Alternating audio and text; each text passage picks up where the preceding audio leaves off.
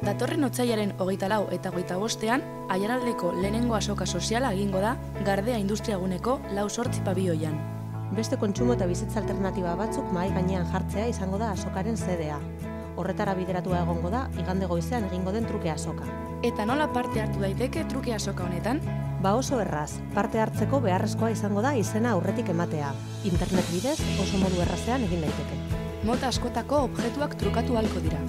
Baldintza bakarra dago, eramaten diren gauzak egoera honean egotea, beste norbaitek erabiltzeko moduan. Gauzak trukatzeko hainbat modu egongo dira azokan. Modu horietako bat truke zuzena izango da. Bi partaidek elkarren artean objektuak trukatu ahalko dituzte modu librean eta nahieran. Truke monetarizatu egiteko aukera egongo da baita. Horretarako baina ez dira euroak erabiliko. Azokako moneta soziala baizik. Aikoa. Objektuak aikoengatik trukatu ahalko dira. Partaideek nahieran erabaki ahalko dute objektu batengatik zenbat aiko eman. Hortaz gain, gauzak denboragatik trukatzeko aukera egongo da baita. Objektu bat, zerbitzu batengatik trukatu ahal izango da. Horretarako txartelak banatuko dira, pertsona bakoitzak zer behar duen eta zer eskaini dezakeen zehazteko. Trukea nahieran egin ahal izango da.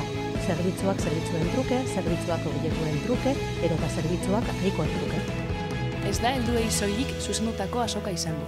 Adin guztietako nagusi zein aurrek hartu ahal izango dute parte. Jolas bat egitera gonbidatzen zaituztegu. Azokara, opari paperean edo kutxa baten barruan sartutako objektu bat ekartzean datza. Gero dinamika baten bidez, truke kultura sustatzeko. Zer deritzozu? Animatu armairua hustu eta azoka sozialean kontsumitzeko eredu berriekin bat egitera.